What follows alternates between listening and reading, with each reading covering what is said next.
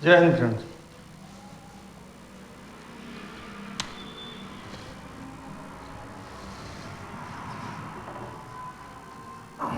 औरंगजेब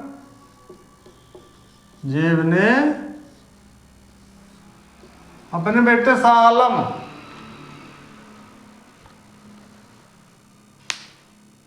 बारह साल जेल में रखा।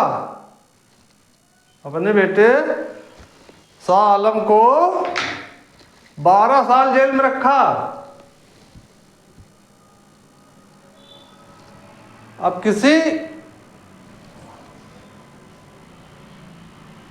मुसलमान भाई से पूछ लो कि भैया औरंगजेब ने अपने बेटे को, एक तुमको मालूम ही नहीं होगा कि औरंगजेब ने अपने बेटे को 12 साल जेल में रखा। अगर मालूम भी होगा तो पूछ लो भैया जेल में काहे खींच रहे अपने बेटे के हैं 12 साल। तो बोलेंगे अरे यार वो एक गीता पढ़ते हुए पकड़ लिया गया था तो इसीलिए उसने अपने बेटे को 12 साल जेल में डाल दिया था। चचा अगर नहीं मालूम है तो पढ़ो, उस आदमी के विषय में अगर नहीं मालूम है तो पढ़ो। गांधी जी को गाली दे रहे हैं, गांधी जी को पहले पढ़ो, गांधी जी को पहले पढ़ो तब गाली दो।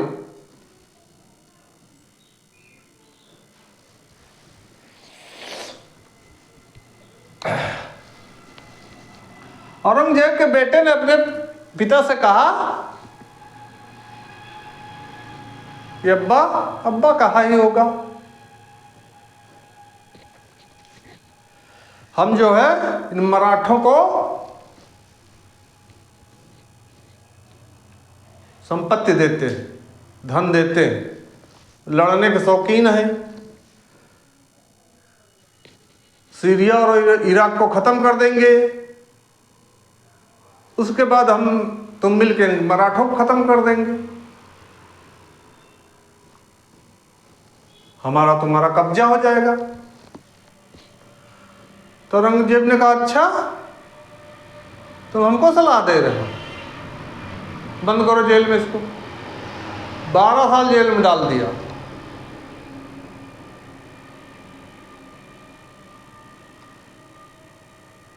पूछ लो उसकी बेटी जैबुन्निसा, उसको क्यों डाला था जेल में? कहेंगे वो एक हिंदू लड़के से वो प्यार करती थी इसलिए उसको जेल में डाल दिया।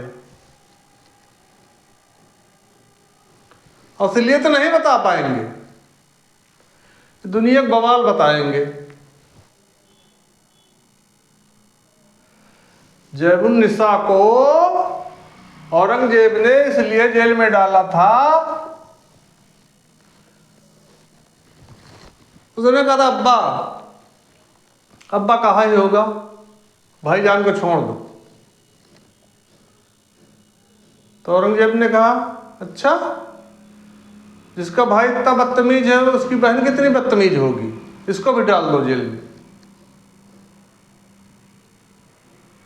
मर गई जेल में।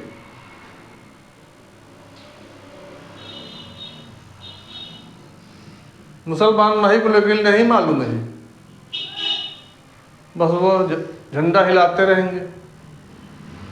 किसी भी व्यक्ति के विषय में टिप्पणी करने से पहले उस व्यक्ति को पढ़ो, उस व्यक्ति को पढ़ो और समझो। इतिहास को अगर आप मुसलमान बन के पढ़ेंगे तो नहीं समझ पाएंगे, फिर नहीं समझ पाएंगे।